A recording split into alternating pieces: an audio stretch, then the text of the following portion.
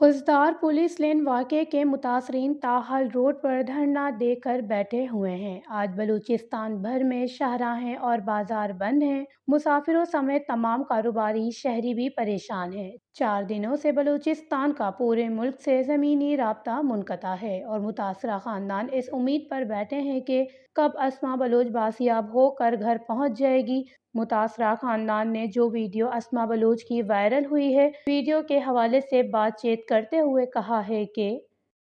Videos viral مسئلے مسجد کو نا کنڈان تو نمی کھلی خبر مرو کہ دا وائرل مسک ارا طریقہ وائرل کرے نو تا انتے کہ دا بندگی اینو چھارمی کو دی چھار دے ہم پاد دا ویڈیو وائرل کرے نو اور مسجد کو نم تینٹ خانے رے کہ ارا طریقہ تو عید کرنی گے ٹھیک لیکن دا ہچو دا ٹی صداقت افق بندوق نہ زورا زبردستی اٹھ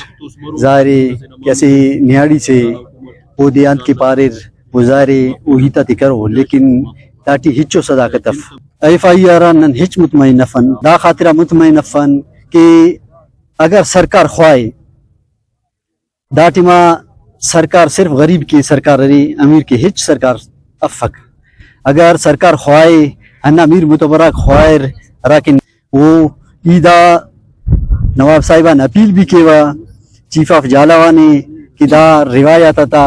اسی پامالس کرینے برائے مہربانی کے دا بندگی ہر صورت اتی بری بازیاب کی۔